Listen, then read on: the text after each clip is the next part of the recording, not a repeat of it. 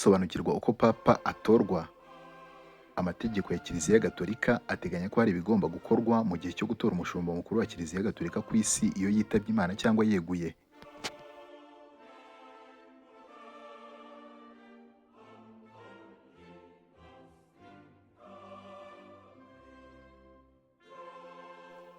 Iyo papa yitabye Imana cyangwa yeguye, Kiliziya Gatolika ijya mu gihe cyitwa sede vacante. Muri icyo gihe ubuyobozi bwa Kiliziya Gatolika buyoborwa n'inama y'abakaridinali, College of Cardinals, buturutse hirya no hino ku isi. Gusa ariko ntabwo baba bemerewe gufata ibyemezo bikomeye birebana na Kiliziya kugeza hatowe undi papa. Hagati y'iminsi 15 na 20 papa amaze gushyingurwa, abakaridinali bakora inama izwi nka conclave ikabera muri Bazilika ya Mutagatifu Petero. Papa atorwa n'abakaridinali 120 bari munsi y'imyaka 80. Kugeza ubu Kiliziya Gatolika ifite abakaridinali bagera ku 135 bakiri mu nshingano, ndetse n'abari mu kiruhuko cy'izabukuru, aho bose hamwe ari 252.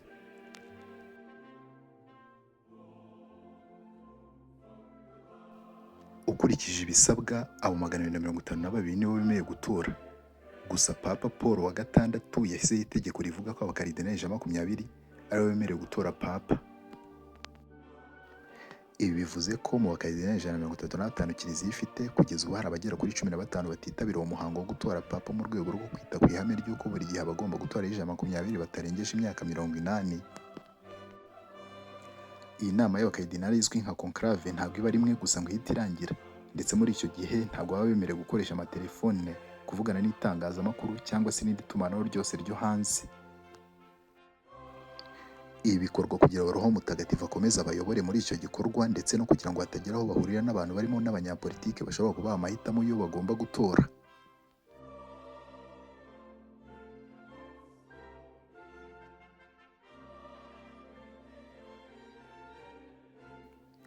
Kugeza ubu Kiliziya Gatolika yemera ko umugabo wese wabatijwe cyangwa umurayiki ashobora gutorerwa kuba papa. Gusa ntabwo birabaho kuva mu 1378. Uyu munsi umushumba mukuru wa Kiliziya Gatolika ku isi atorwa aturutse mu nama y'abakaridinali, College of Cardinals.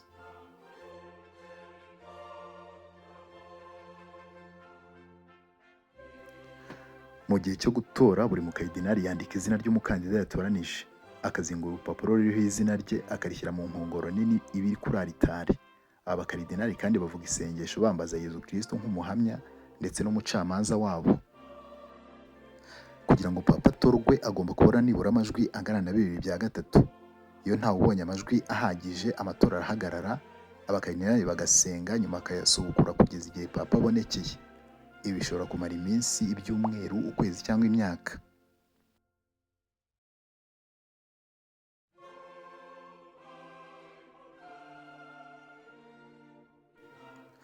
Muri icyo gihe cyo gutora papa, ku mbuga ya Bazilika yitiriwe Mutagatifu Petero haba hari imbaga y'abakristo Gatolika bategereje kumenya papa mushya ugiye kuyobora Kiliziya.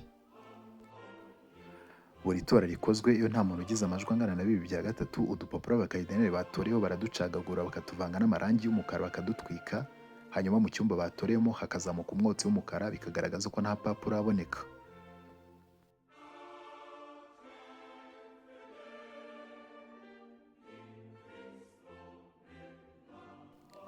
Buri munsi hakorwa amatora inshuro enye, abiri aba mu gitondo, andi abiri akaba nyuma ya saa sita. Hashobora kuba amatora inshuro runaka kugeza igihe umwe mu bakaridinali abonye 2/3 by'amajwi kugira ngo atsinde. Iyo abakaridinali bakoze amatora inshuro zigera kuri 33 zose nta papa mushya uraboneka, bahita bafata abakandida babiri, abagize amajwi menshi kurusha abandi. Hanyuma hagakorwa andi matora, ugize amajwi menshi muri abo bombi akaba ari buba papa.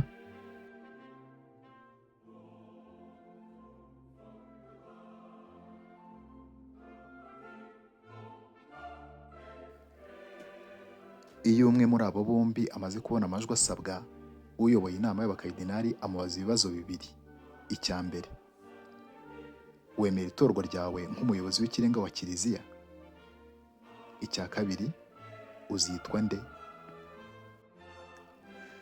Iyo abyemeye ahita aba umushumba mukuru wa Kiliziya Gatolika ku isi, maze bagafata za mpapuro batoreyeho bakazitwika bazivanze n'amarangi y'umweru, maze mu cyumba batoremo hakazamuka umwotsi w'umweru, bisobanuye ko papa noneho amaze gutorwa.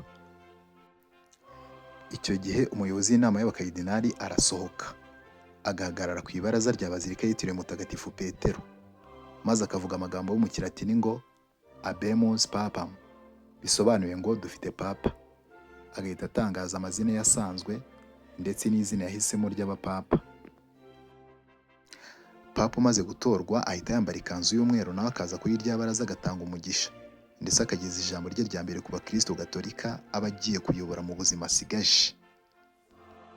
Ikiganiro nari nabateguriye hano kuri Ubwato TV show naho kigarukiye.